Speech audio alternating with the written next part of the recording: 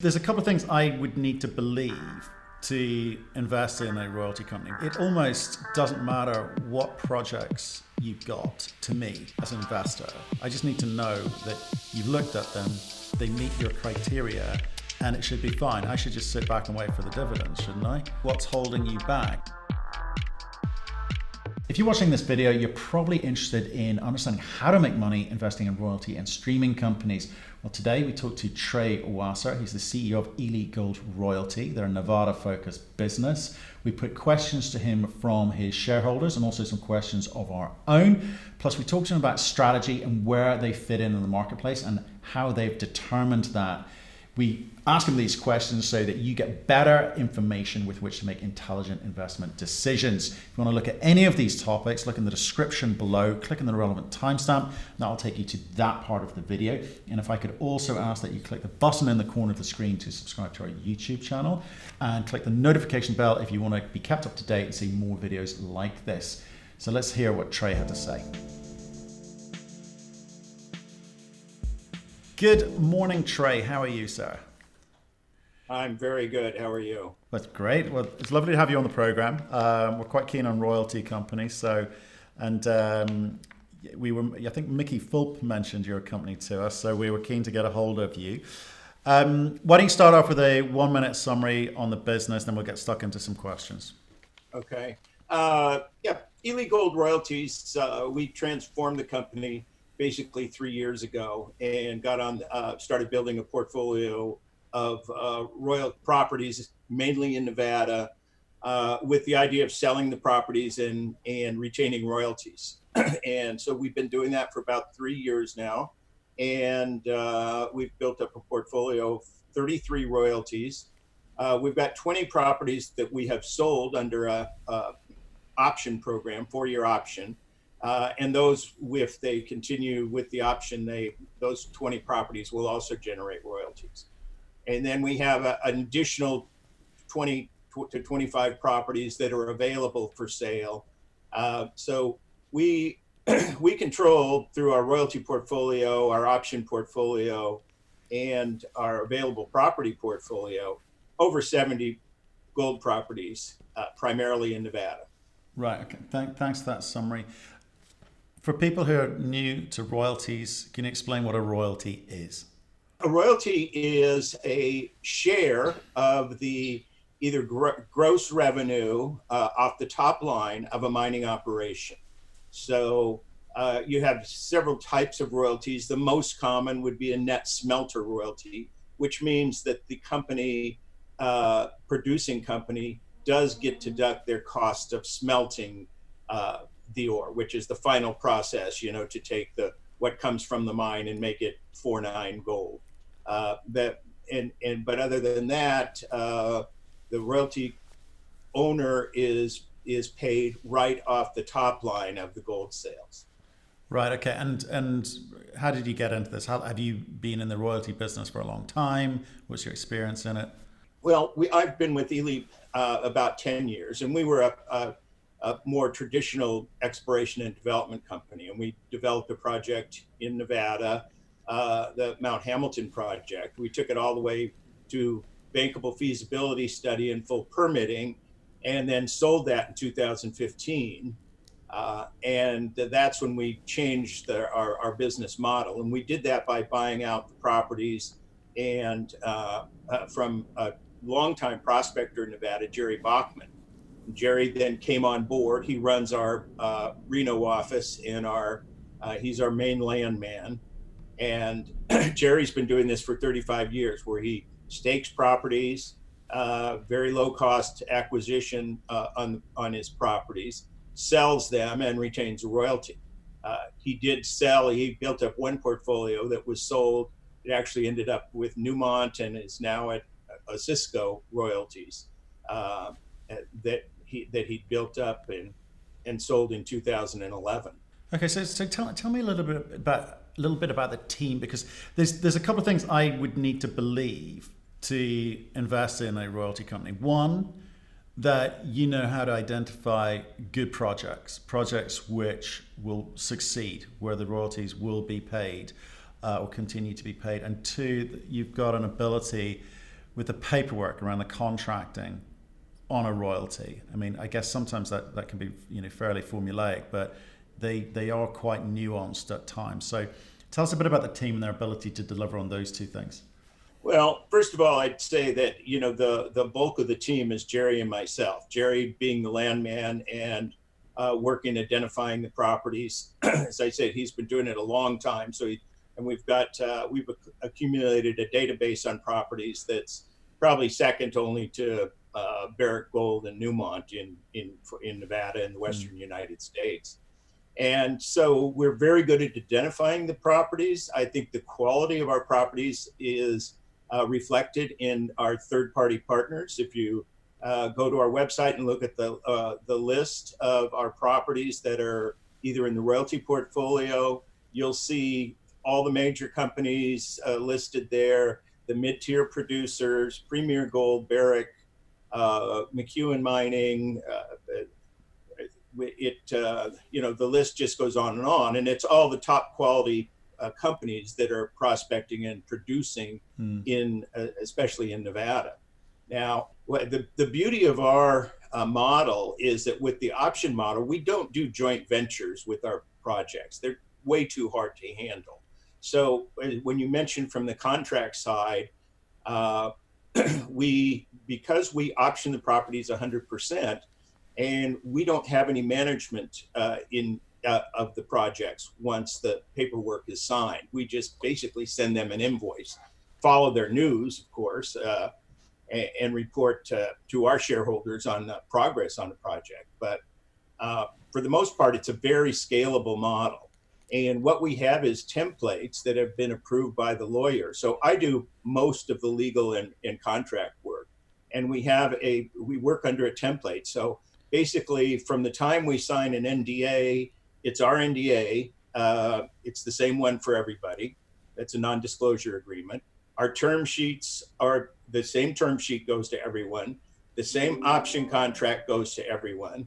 And it's very easy.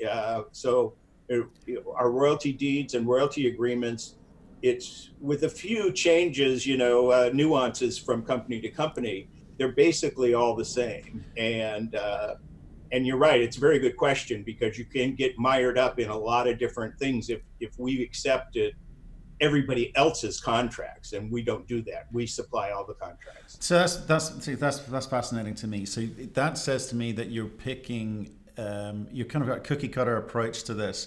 It's the same types of companies, same sort of structures and setup here. So you're not, one, you're focused on gold, which we'll come to in a second. Two, it's Nevada, which I guess we'll also come to in a second. So you know what you know, you can replicate it, and that's part of the strategy which you consciously decided to settle on. Is that right? That's correct. We took this was Jerry's model, really. We just more or less put it on steroids by putting more capital behind it, concentrated more on consolidating claim packages. So what you won't see on the surface is that behind the scenes, to put a property package together, we may go out and stake some claims. We'll then work on putting all the claims together. The best projects that are unexplored in Nevada that haven't seen exploration since the 80s and 90s have claim fragmentation problems where different parties own the claims. The major companies won't fool with that and take that risk. So we have been very successful in consolidating claim packages, and that's where the real quality of our projects and our partners comes through. I'd probably add one other thing that back when you're talking about the development too, is since in the last 6 months, we've begun to purchase some producing royalties outside of our royalty generation program. And we can get into a few of those, but in the development, what we really focus on is projects and royalties that are in and around producing mines. So if you look at, say, our with Gold Resource, we have a producing royalty at their Isabella Pearl mine that they just put in commercial production this year.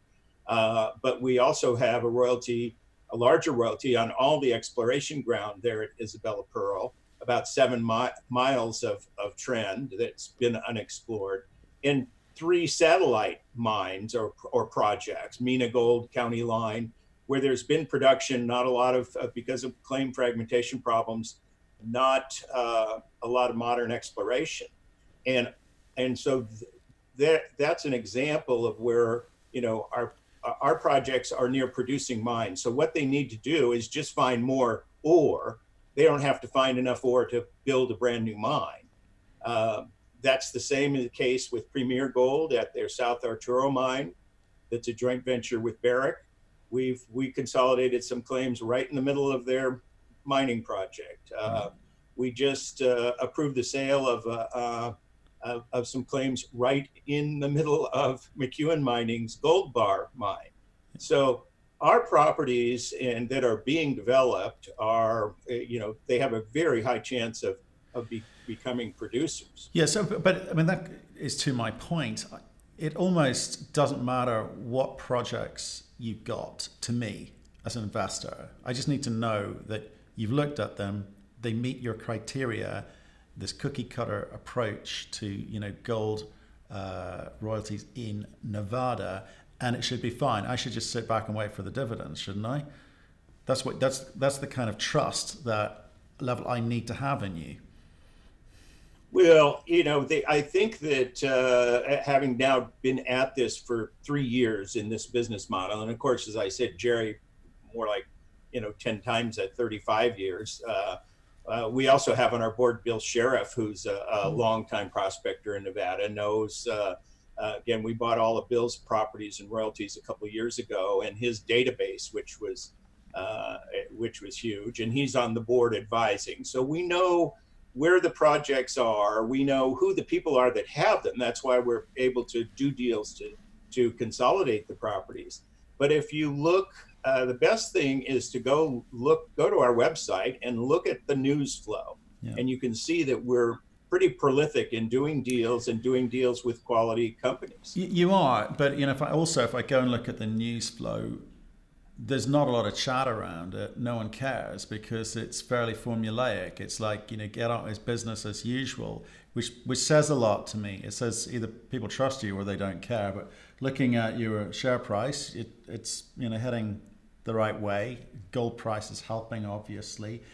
But just sticking on numbers, if I look at market cap, you're $40 million, and you're a small royalty company in a sea of quite big precious metal royalty and streaming companies in the US. I mean, is that because you're niche? You're going to remain niche. You know where you sit in the market, or is there room for growth? Oh, absolutely. There's room for growth. From where? This time last year. Well, we're at a point in the market now with a $40 million market cap. I've always worked around an overall kind of limitation. Is we were looking at deals that have to be an awfully good deal for us for it to be worth more than 10% of our market cap. So this time, in the first couple of years, when we were at $10 million market cap, I was looking at $1 million deals. Last year, I was able to start looking at some larger deals, and now that last 3 years, our stock's up 160%. So we are growing, and now we're looking at deals that are in the 3 to 5 million. They're flying below the radar of the larger companies for sure.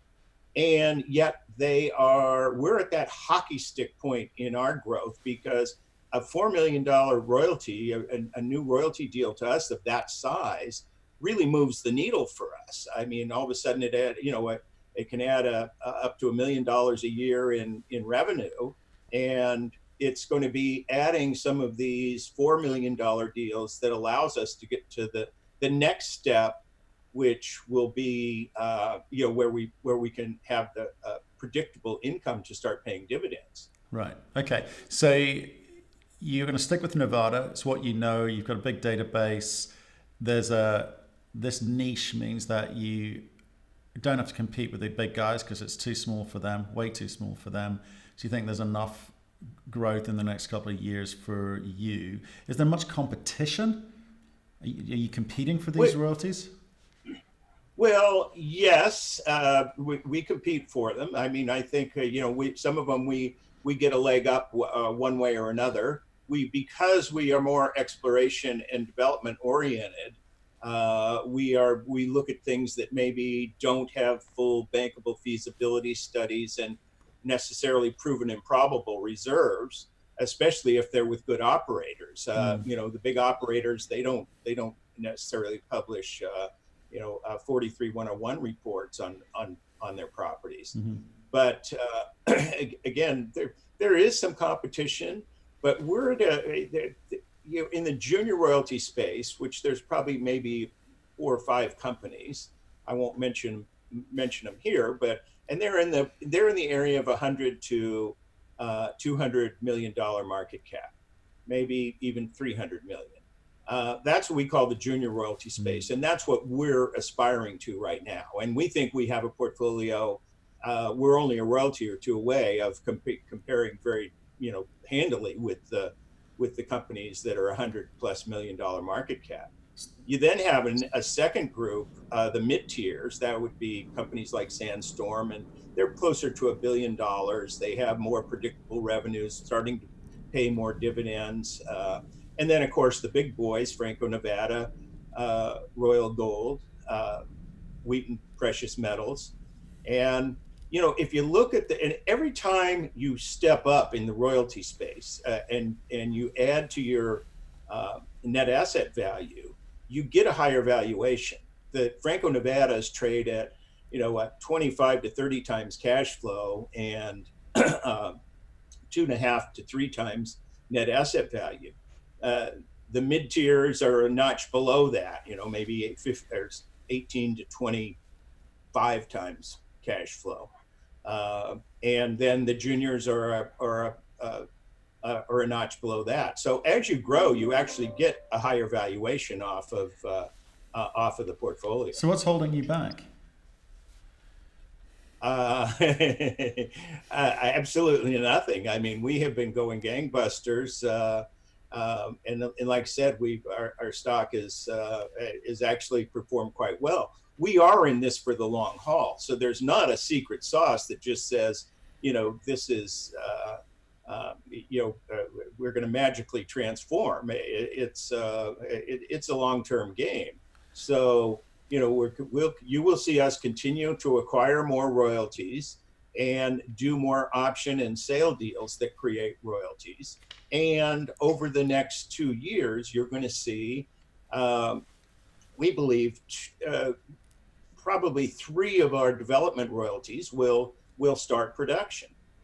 Again, these are and when you were talking about the due diligence before, the one thing, and I use our Lincoln Hill royalty that we purchased from a third party this year. This is a property that was bought by Coeur Mining. It's right next to their Rochester mine. At Rochester, they're building a new 300 million ton leach pad. The leach pad is literally right next door to the Lincoln Hill deposit. And when they purchased it, Coeur said they're going to, that this is ore they want to put on the leach pad. It's 4 times the grade of Rochester. You don't have to necessarily just believe what I say.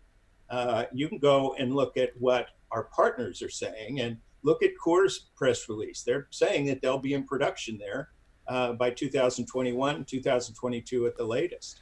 Again, coming back to the question, what's holding you back? Is it a case of you can't deploy capital or you can't raise capital? I mean, what do you say is the hurdles you next need to get over?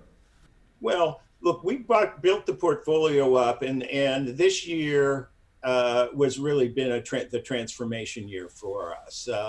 We spent the first 2 years mostly working with companies, the third-party partners, to sell our properties, for them to know who we are, to understand our 100% sale option model with the retained royalty, as opposed to the joint venture model. And we were very successful in putting that portfolio together for the first 2 years. it was just last year that we really started doing any work to get out and tell the story to investors. And so one of our goals in really for last year, and we completed it right at the end of the year, was to get our first institutional shareholder. So Rick Rule took it through this one of his Sprott Global funds, took a 9.5% position, literally right at the first of the year this year. And then a couple months ago in April, we did a deal where we sold a portion of a royalty we had to Eric Sprott, and he took a 5.5% position. So, we now this year, and our market cap has doubled this year. So again, we're looking at bigger deals. We've proven that we have the ability to raise the capital, but we want to raise it in conjunction with deals. We currently have about $3.5 million in the bank, and some marketable securities that puts working capital a little over $4 million. Mm-hmm. But we've got transactions on the table right now where that could be deployed very in the near future. So if we but we do have people wanting to put money into the company. We're not of the mind to go out and just dilute shareholders to at this market valuation to increase the piggy bank. So we want to do it in conjunction with deals that are non-dilutive. So, but if we look at where you've put yourself in the market, where you've slotted yourself in, you're looking at explorers and developers, pre-revenue. So you've got to wait until they get into revenue before we can start issuing dividends to shareholders, right? Is that correct? That's correct. We could as I said, we have picked up a couple of producing royalties, one on Jarrett Canyon this year. That's going to be a steady, predictable royalty source. We have the Isabella Pearl has started to pay royalties. So and over the next 12 months, we think we'll see a couple of more that are paying. When we have that royalty income, our income today is, and we will do about $4 million in revenue this year. Mm-hmm. So we more than cover our G&A. We're not burning capital at all. But a lot of that comes from the property sales, from the option portfolio. The option portfolio generate about $1 million to $1.5 million this year. Royalty income will be about $1.5 million, and then we had a gain on the sale of a royalty too. So that is the next step for us, is certainly to pay a dividend, and I think you can look for that. It's one of my goals for 2020 is get this company established to where we have a couple more producing royalties and that predictable revenue to not just do a one-time dividend program, but ongoing. That's going to be it's a much more competitive environment where you're bidding for people who are in production rather than companies which are in exploration and development, because people want to sort of see there's money coming shortly. Well, that's true, but we have a couple of advantages. As I said, first of all, a $3 to $4 million deal for us is significant. It moves the needle. We're not competing with Franco-Nevada and the majors for that. Seldom, once in a while, we'll run into the mid-tiers. We might be, more running into other junior royalty companies, but there's only a couple of the junior royalty companies that are really actively adding to their portfolio. Some of them are just sitting back with the royalties they already have, and maybe adding something here and there, but not aggressively out in the market like we are. We've talked about focusing on Nevada, and will you look at focusing outside of Nevada at any time in terms of this growth story that you want to start telling? Well, yeah, we did purchase this last year and this year a royalty. We first purchased a 1% royalty and then another 2% on Walbridge Mining's Fenelon project in Quebec. It's a very exciting project. Anybody who is following Quebec mining has probably heard of Walbridge and this Fenelon project, and it's just looking very exciting. And I think it's a project that will probably be taken over, by a major mid-tier producer. I'm not sure Walbridge will take it all the way to commercial production. They have been doing some bulk sampling very successfully there. So that's one example. For producing royalties, we will look outside of Nevada, where if it's a good jurisdiction. I don't think you'll see us buying something in West Africa. But we did look at a producing royalty in Peru with a very good operator that we know very well. And so if we know the operator and we like we view it as a safe jurisdiction, certainly for producing royalties, we are looking outside of our Nevada comfort zone. Right, and who's assessing those deals? Is that Jerry?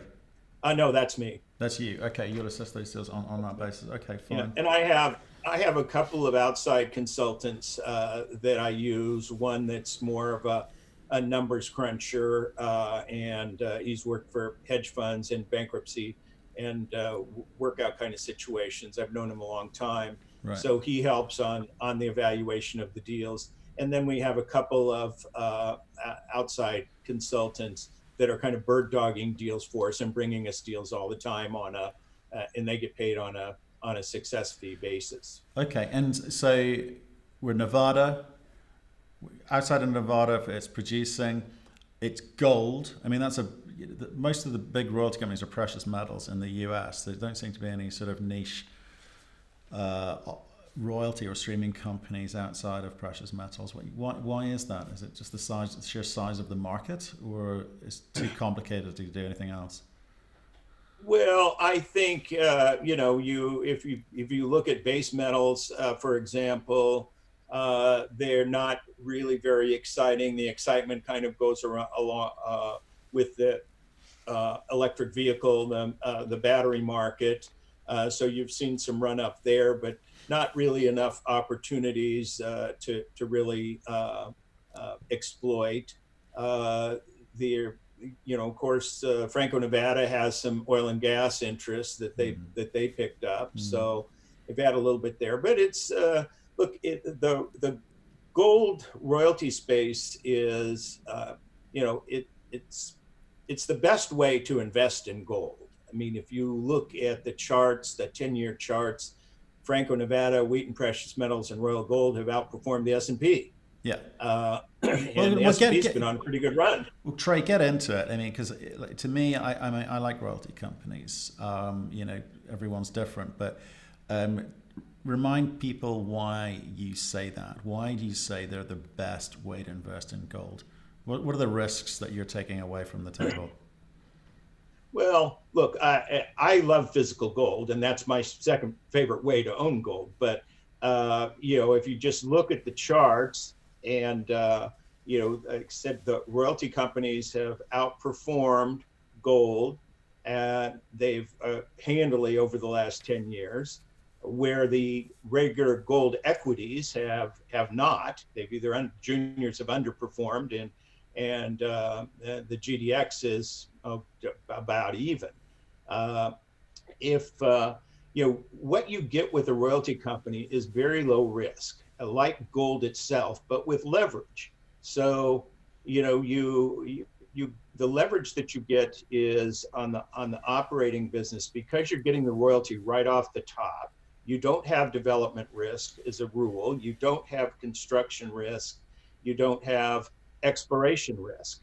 All of that comes basically, and you have all the exploration upside in an asset without having to pay for it, because you're taking your money off the top, not the bottom after they've deducted for exploration costs. The big challenge in mining is your the capex costs that have to be maintained, and what your true cost of production is when you look at the exploration, the operating expense, the capex that's needed, and everything. the royalty holder isn't affected by any of that. That's where the producer is you're banking on the producer doing a good job and having a good asset. So, it's just a very low risk way to get the leverage of equity in gold without taking all the risk. Okay, that's great. So, and as soon as you guys start paying a dividend, it gets even more exciting, right? I think so. Yeah. That, everybody likes to see the dividends. Everyone loves the dividends. And how are you guys keeping your costs down? It sounds like quite a small, compact team. But how do you remunerate yourselves? Do you say we will do it based on what we're returning to the company, or are you paying yourselves big salaries, or how's it work within a royalty company in the US? Well, first of all, the way we operate, Jerry and I are the only two real full-time employees. We have a part-time CFO that is with an accounting firm, and we have to pay some of our directors a small amount for their audit committee work and that kind of thing. But Jerry and I are the only two full-time employees, and we have a salary plus bonus, and the salary is you can go to the financials and see it, but we both draw about $150,000 a year in salaries. So for what we're doing in the shareholder value, and then the board decides based on performance through the year, both at the share price and the portfolio, about paying a bonus. But the bonuses have never been it's never been equal even to the salary. So right. Okay. We operate very lean. We use outside consultants, as I said, for a lot of our bird dogging and looking for deals and evaluating deals. And that way we're not paying a full-time staff. We do have an office manager in Reno that's full-time. So I guess you could say that we do have a third full-time employee there. That I'm very glad to hear it. That's very honest, but the most honest answer I've had to that question. And I've asked a lot of companies. So I appreciate that. I appreciate the low overhead. I can see where you're at in your development. I think, as I say, the rest of this year and the beginning of next year is a big time for you. And if you can just get that next deal over the line, it should move the dial considerably. Trey, thank you very much for that introduction to your business. I'd love to catch up with you soon to see how things are going. Sounds like you've just, as you say, started to see the benefit of the hard work over the last 3 years. Mm-hmm. Well, I think, listen, I appreciate the chance and the introduction to your viewers. And let's check back with each other here. I think what you'll see is in our news flow is several deals that are in the pipeline right now. Different levels and a couple of, as you say, ones that could and should move the needle. Thanks very much for watching. We hope you enjoyed that. And if you did, please click the button in the corner of the screen to subscribe to our YouTube channel. You can also catch us on our website, cruxinvestor.com, and Cruxcast, our podcast series. Plus, most days you can catch us on LinkedIn and Twitter. We'd love getting your feedback, so please keep that coming, and we'll speak to you again soon.